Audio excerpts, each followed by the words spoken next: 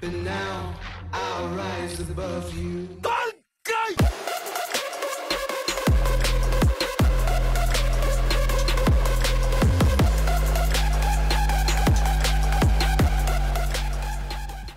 Swazda lad, you critter looking hobos. How the hell are ya? The Epitaph is the latest weapon to be introduced to the Tenno arsenal with Call of the Tempestarii. Now, I am painfully aware that this gun has been covered several times by other goobers, but I have noticed many rushed and wrong builds out there. As you punks know, I usually take my time with these things to give you guys the best and most honest builds I can think of.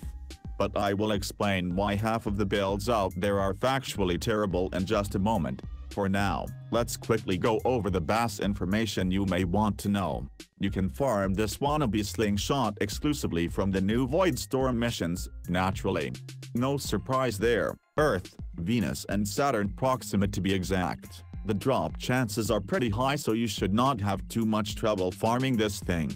Under no circumstances would I recommend spending 225 platinum on it though, because this weapon is not worth it in my honest opinion, but I will get to that later as well. There are two fire modes, quick fire and charged fire. The quick fire farts a cold status turret at the enemies and has 50% base status chance, which again, for some goddamn reason is not stated on the in-game weapon stats. Now this slow grenade-like projectile guarantees a cold status proc and deals blast damage in a decent splash area of effect. Now I would love to tell you all about the mechanics here, but if I am being honest, nothing about this quick fire is worth jack diddly squat. Sure, you can stack a metric fuck ton of status effects on enemies with this, but the gun's own damage translation does not support effective killing, unless of course you're the type that calls level 30 enemies endgame. Then you may want to use this fire mode. But for Tenno of culture, the only option is the fully charged fire, which has an insane 48% critical chance and 2.6 times multiplier. So this little bugger hits like a truck. Now here is where it gets weird though. You see, the Epitaph has garbage damage types, mainly impact and slash. This coupled with practically non-existent status chance means that A, the slash damage will almost never proc to cause bleeding, and B, install damage combos such as corrosion or viral or whatever will also practically never happen. Which furthermore means that no matter how you build this thing, it cannot deal effective damage against anything of a mention-worthy level. So the problem here is that the status is simply too low to proc any of the required assisting status effects to kill shit. So I guess we are screwed. Right? Wrong. Pull up a chair and let me hit you with the 411. The Epitaph charge shot happens to have a guaranteed impact proc upon hitting an enemy no matter what. Even if your status chance is negative 9,000, the charged shot will still proc impact. Okay, cool. So what? Hemorrhage, that's what. Let me explain. Hemorrhage has a 70% chance, at least on this gun, to cause bleed proc whenever impact occurs. So since the charged shot always deals an impact proc, that same charged shot also always has a chance to cause a bleed. My anus is bleeding! Bleed, as you might remember, completely bypasses armor, which is exactly why building corrosion on the Epitaph is twice as pointless. My stupid human host made a video about bypassing some time ago. Go watch that since you clearly like shitty content. Alright, so now we know how to deal some kind of mention-worthy damage. But how do we maximize it? This is the next and more frequent build mistake I see here and there.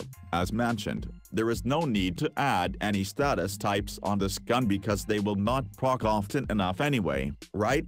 And we also know that impact triggers the hemorrhage mod. Awesome. So maybe we add more impact to deal even more bleed damage? Sorry homeboy. Nope, that is not how this works. Since the impact proc is an innate effect and not the result of this actual impact damage value procking, adding more impact to or even slash and puncher damage is completely pointless. Unless wasting your mad space is some new trend I am not aware of.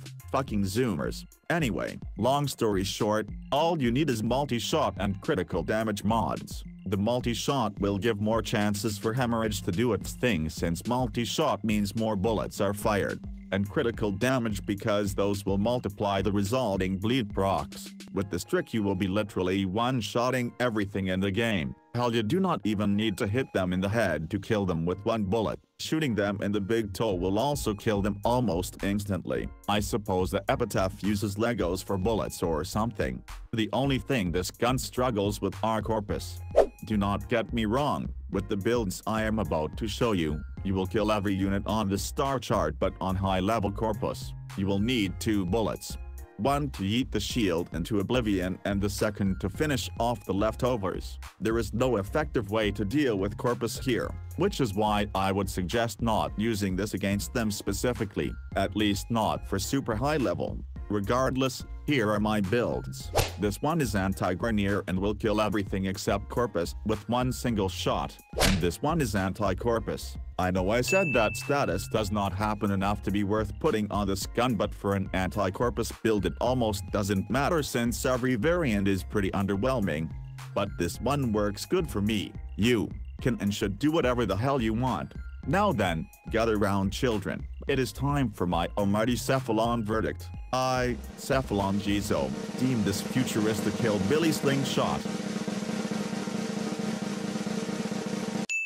Is it good for you? I've had better. There you go. Have fun. Now like and subscribe to this shitty channel and fuck off.